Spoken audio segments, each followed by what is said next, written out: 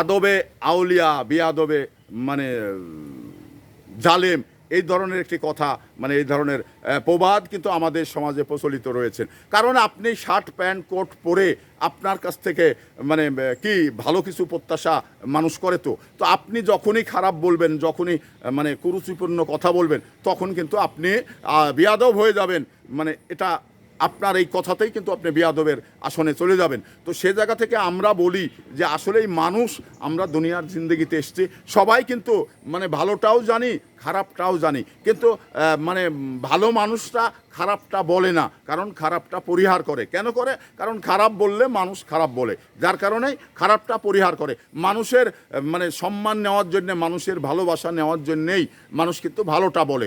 আর কিছু বেয়াদব মানুষ রয়েছে, তারা শুধু খারাপটা বলেই নিজেকে হাইলাইট করতে চায়, নিজেকে মানে ঘটনার শীর্ষে রাখতে চায়। তো তারা আসলেই মানে মানুষ নাকি অন্য কোনো কিছু, এটা আমি কিন্তু বুঝে শেষ করতে পারিনি। দেখুন, এই মানুষ, আমরা দুনিয়ার জিন্দগিতে এসেছি মানে মানুষের কাছে ভালো কিছু করার জন্যে, মানুষের কাছে ভালো কিছু উপহার দেওয়ার জন্যে। সেটা যদি আমরা না পারি, তাহলে আমরা অক্ষম, অপদার্থ।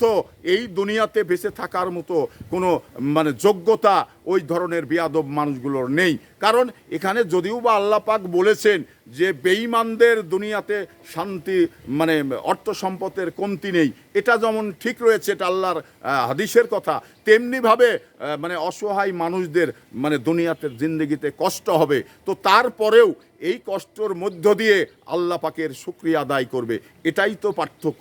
তো এখানে আমরা এই দুনিয়াতে এসেছি কি ভালো কিছু কামাই করার জন্যে, ভালো কিছু হাসিল করার জন্যে। তো সেটা যদি আমি দেখে শুনে না করি, তাহলে দোষটা কার? দোষটা কি আল্লাহর নাকি আমার? আমার দোষে অন্যকে অপরাধী বানাতে হবে, অন্যের ঘাড়ে দোষ চাপাতে হবে, এটা কখনো বলেনি এবং বলা হয় না।